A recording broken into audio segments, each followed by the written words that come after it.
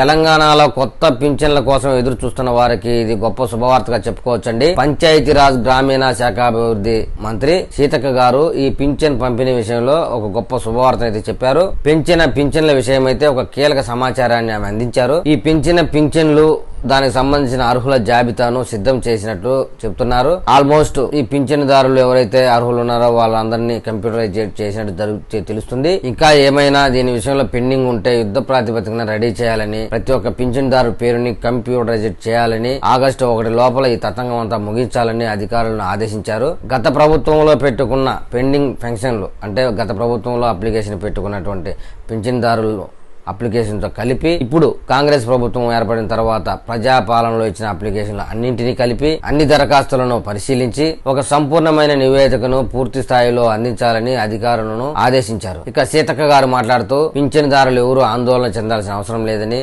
ఎన్నికల్లో భాగంగా ఇచ్చిన హామీలన్నింటినీ నెరవేర్చడానికి మేము సిద్ధంగా ఉన్నామని భరోసా ఇచ్చారు. చేయూత పథకం కింద పెన్షన్లు పెంచి వారికి అన్ని విధాలా మేము అండగా ఉంటామని చెప్పారు. అయితే ఈ పింఛన్లు ఆగస్టు 1 వారం నుంచి అందరికీ బట్వాడా చేయడానికి ప్రభుత్వం సిద్ధం చేస్తుందని చెప్పారు. మరి ఈ విషయంలో తెలంగాణ ప్రజలు మన సీతక్క గారి కామెంట్ మీద ఏమని కామెంట్ చేస్తారో చూద్దాం.